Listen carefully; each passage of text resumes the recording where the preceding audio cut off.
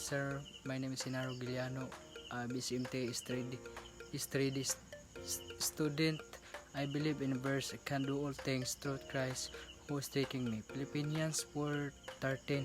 In program like BCMT, Bachelor of Science in Marine Transportation, and BSMRA, Bachelor of Science in Marine Engineering, OHS, Occupational Safety and Health, and PADAMS, Personal and Damage Control Safety, are critically important for several reasons. 4HS, Occupational Safety and Health, it ensuring safety, compliance, risk management, and health promotion.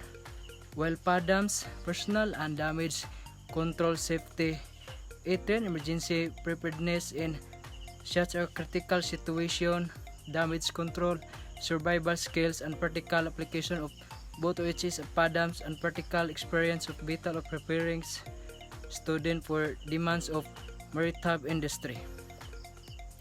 In summary, integrating OHS and PADAMS into the BSMT and BSMRA program ensures that graduates are well prepared to handle the safety and emergency challenges they will face in their maritime careers.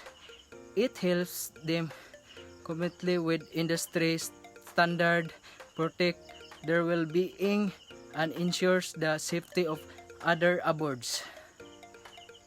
This course of Ingek helped to fulfill my dream of become a successful seafarer because it is instrumental in shaping my journey and providing a solid foundation of maritime knowledge, emphasizing in safety and emergency preparedness, and developing practical skills, ensuring regulatory compliance, enhancing professional competence, and cultivating problem-solving abilities.